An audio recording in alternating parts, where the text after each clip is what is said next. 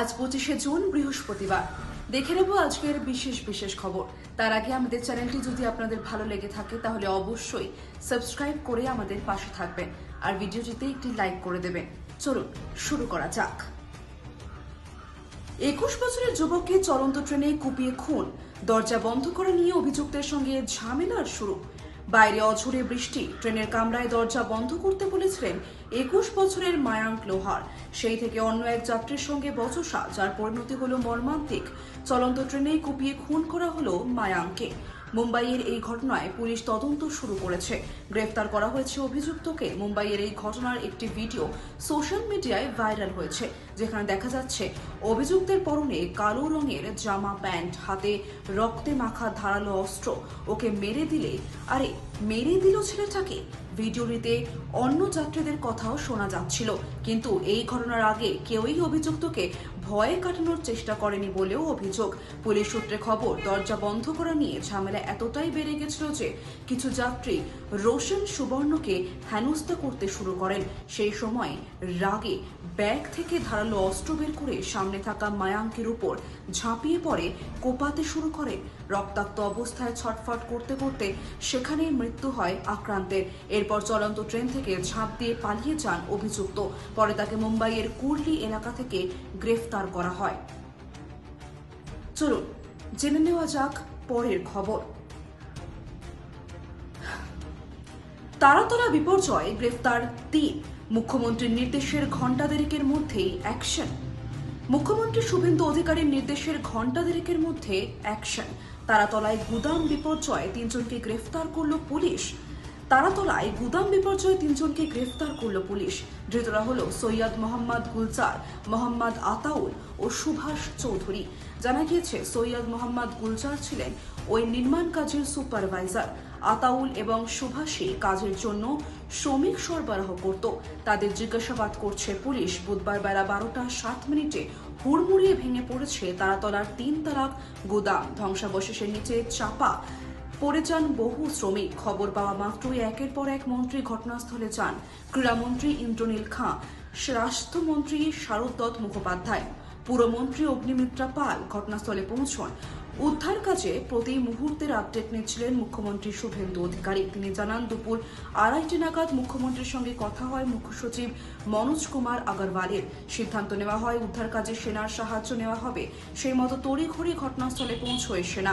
দমকল বিপর্যয় মোকাবিলা বাহিনীও যুদ্ধকালীন তৎপরতায় শুরু হয় কাজ। ভার্টিক্যাল ড্রিলিং এর মাধ্যমে শুরু হয় উদ্ধার কাজ। চলুন এবারে জেনে নেওয়া যাক পরের খবরটি। তারাতলা দুর্ঘটনাস্থলে যাওয়ার পথেই আটকানো হলো ফিরহাদ হাকিমকে। মাঝ রাস্তা থেকে ফেরালো পুলিশ। কলকাতার তারাতলার বেস ব্রিজ এলাকায় নির্মীয়মান গোডাউনের ছাদ ধসে পড়ার ঘটনায় তোলপাড় গোটা রাজ্য। ধ্বংসস্তূপের নিচে আটকে থাকা শ্রমিকের উদ্ধার কাজে উদ্ধারে সেনা, দমকল, পুলিশ এবং বিপর্যয় মোকাবিলা বাহিনী যৌথভাবে কাজ করছে। একের পর এক আহত শ্রমিককে রক্তাক্ত অবস্থায় উদ্ধার করে হাসপাতালে পাঠানো হচ্ছে। এই ভয়াবহ বিপর্যয়ের মাঝে দুর্ঘটনাস্থলে কেন্দ্র করে তৈরি হলো রাজনৈতিক নাটকীয়তা। বুধবার দুপুরে দুর্ঘটনার খবর পাওয়ার পর উদ্ধার কাজের পরিস্থিতি খতিয়ে দেখতে নবান্ন থেকে রওনা দেন রাজ্যের 2 মন্ত্রী অগ্নিমিত্রা পাল এবং ইন্দ্রনীল খাঁ। চলুন জেনে নেওয়া যাক পরের খবরটি। ভারতীয়দের যুদ্ধে পাঠানোর ভয়ঙ্কর ষড়যন্ত্র ভ্যান্সের।